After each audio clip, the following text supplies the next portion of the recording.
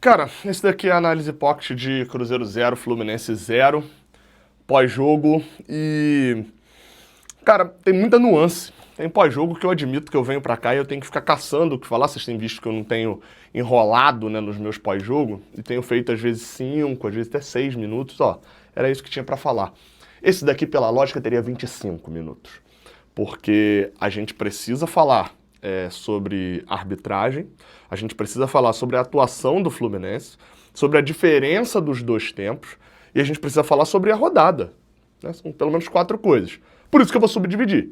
Nesses vídeos aqui, que é a análise do jogo, a análise pocket, eu vou fazer o que eu normalmente faço, falar de futebol, pincelando naquilo que influencia no futebol. Vai ter um outro vídeo aqui, saindo ainda nessa noite de domingo, só sobre arbitragem. Ok? Combinados? Então, beleza. E a análise da rodada é padrão também, vai rolar. Vamos lá. Sou Gabriel Amaral. Cara, um empate bom no Mineirão.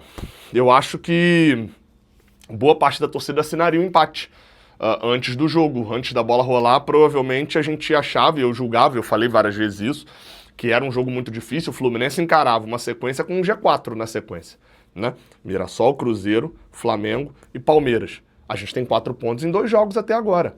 Tem, claro, os 2 primeiros ainda, mas assim, o resultado final, apito inicial do jogo, chega o contratinho na hora, assina, empate? Eu assino, assinaria. Acho que talvez muita gente também. Então o resultado foi positivo. E a atuação, se você olha o primeiro tempo, também. Eu não tenho como negar, gente, de que o primeiro tempo do Fluminense, o Fluminense até cerca de 25 minutos, eu cheguei a brincar lá no grupo dos membros do Jornada, KTO 1902, que quando o Fluminense fazia a sua quarta chance no primeiro tempo, cruzamento do René, bola do René, passe do René, as 5 tinham a ver com o René, as 5 maiores chances do jogo até aquele momento, até os 20 minutos do segundo tempo. 5 maiores chances do jogo. 4 positivas, cruzamento, cabeçada, o chute de longe é um domínio que ele deixa no Lúcio Acosta chuta, o Cássio espalma. Teve chegada perigosa do Serna também num cruzamento bom dele em diagonal. E a chance do Cruzeiro também era do René, um recuo maluco, forte, que o Fábio teve que se virar para poder resolver. Mas você vê, tirando a análise do René da conta, quando a gente leva para o campo de ataque, né, porque era o jogo até quase a metade do primeiro tempo, cerca de 20 minutos, era um Fluminense com muito mais chances do que o Cruzeiro. O Fluminense aguerrido, voluntarioso. A escolha do Bernal pro lugar do Everaldo, a escolha do Bernal pro lugar do Martinelli e a manutenção do Everaldo fizeram com que o Fluminense tivesse um pouquinho mais dessa vontade, que seria em relação ao que seria o Nonato, essa pegada. O problema é que o Bernal estava errando muito com a bola no pé. E a partir do momento que o Cruzeiro conseguiu estabilizar o jogo, aí a gente viu uma equipe entrosada, bem treinada e de qualidade, que se sobrepôs a um Fluminense que não tinha resolvido o jogo quando teve as chances no início da partida. Começou a ter cruzamento, o Samuel Xavier dá mole numa bola perdida pelo Bernal no meio de campo. O Bernal começa a errar passes, a marcação do Cruzeiro encaixa mais. E esse cruzamento, inclusive, foi que o Kenny Arroyo desviou. O Samuel tentou cortar meio esquisito. Começaram a ter chances, até a bola na trave, que é um milagre do Fábio e uma bola na trave, né? Porque a bola bate na trave do Cruzeiro. Tá voltando em cima dali, eu tive certeza que essa bola tinha entrado. Não, eu tive certeza. Mas o Fábio conseguiu fazer a defesa. O Cruzeiro começa a criar mais chances, termina o primeiro tempo até melhor do que o Fluminense, apesar do Hércules ter botado uma bola no travessão, e pouco depois, num outro erro de saída de bola da equipe do Cruzeiro, o Fluminense tinha tido mais uma chance, erro da saída, bola dividida, o Hércules chutar em cima do zagueiro. Mais uma vez, as 2 melhores oportunidades do time caem no pé de volantes, de meias, de laterais, como habitualmente tem acontecido. E aí o que acaba acontecendo no Fluminense? Seria a bola que a gente levantaria e falaria assim, essa bola que caiu no pé do Hércules no finalzinho do primeiro tempo, não tô falando do chute no travessão não, tô falando do lance logo depois. Se tivesse caído no pé do centroavante era gol. Só que no caso do Fluminense não, a gente confia mais nos volantes, nos laterais, do que no centroavante para finalizar. Quando vem o segundo tempo não vem. O último lance do primeiro tempo, ele condiciona para mim o segundo tempo, inclusive falando tecnicamente, taticamente, tudo. A expulsão que deveria ter sido do Matheus Pereira, e assim, eu normalmente respeito muitas visões, sou a pessoa que traz aqui várias visões pro canal. Mas desculpa, né, gente?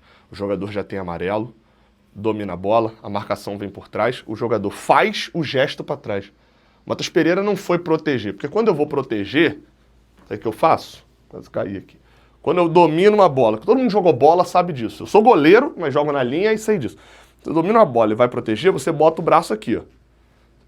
O Matheus Pereira protegeu e fez assim.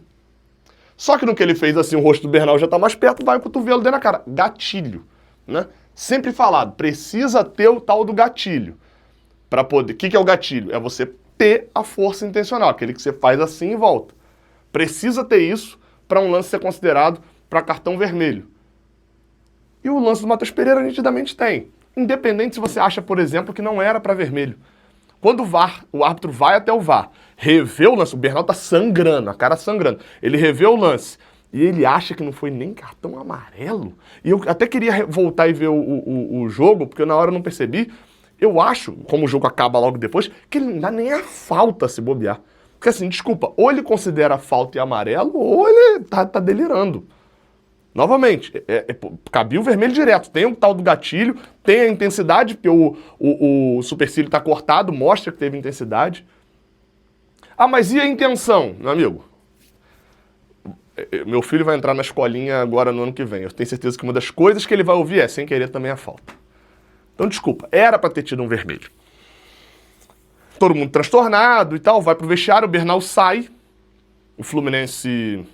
Eu vou dizer espertamente, torcendo pra estar tudo bem com o Bernal, tá? Porque o que me pareceu é que foi só um corte de supercílio padrão, que iam botar aquela touquinha, dar aquele ponto ali, que, né, ia passar batido, depois ia ter a cicatrização e acabou.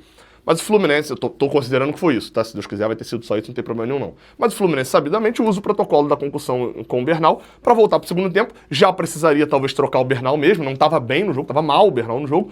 E ganharia uma substituição a mais ali nas possibilidades de troca. Não vai interferir em nada, porque o Bernal saiu e pode voltar a jogar até daqui a 6 dias. Não tem jogo nos próximos 6 dias. Mas o Fluminense usa isso.